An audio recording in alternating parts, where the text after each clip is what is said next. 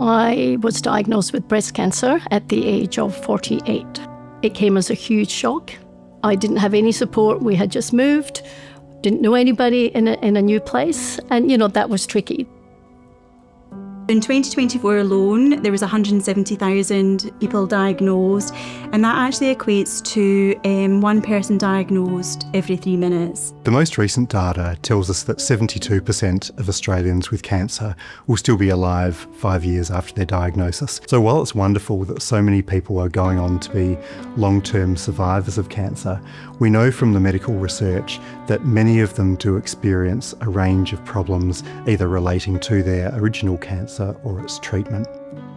I remember very clearly my last chemotherapy. We celebrated the fact, yay, this is Gillian, she's going back to her life, and nothing can be further from the truth. I couldn't get out of bed in the morning. I was feeling very sad. I didn't know what was happening, didn't know what was normal anymore, didn't know who I was, and it took 3 years. And I remember going to see my oncologist. I was asking lots of questions, as you do, but he stopped me and said, I'm going to send you to the cancer psychiatrist. And it was the best thing that he actually could have done for me. Within probably about 5 minutes of speaking to her, she said to me, you have anxiety.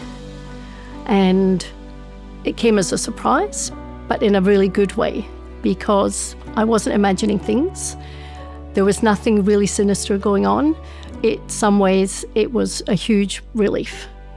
A lot of the research has been driven into finding cure and managing the cancer itself, but actually we need to be supporting the whole person in their healing process.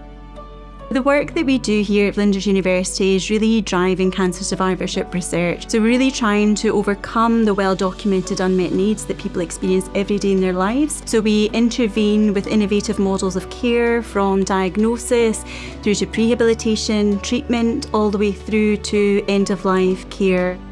Partnering with the Flinders University Caring Futures Institute has been a really valuable experience for us at SACAN. Caring Futures Institute really are national and international experts in this space, and being able to draw on their expertise will allow us to implement some really robust navigation and survivorship processes in South Australia as we go about implementing the cancer plans.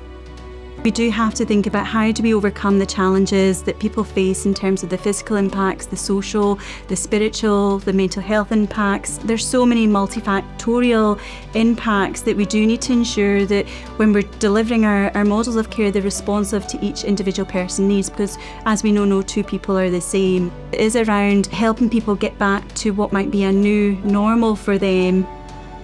I'll never forget going to the lady who fitted me for my breast prosthesis. I just knew that that's what I wanted to do. I wanted to support women the way I'd been supported. I wanted to find more choice in bras because the choice was pretty awful. So I took over the business 12 years ago. I just love it. I love supporting women.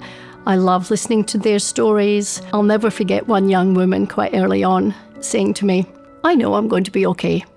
And that really took me aback, because I certainly didn't think that at the time. And she said, I just have to look at you.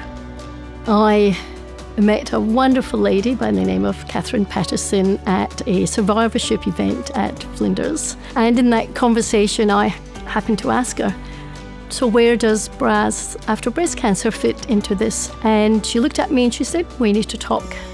We partner with consumers on all of our research projects, and also with publications actually, because it's not just about designing care for them, it's actually designing care with them.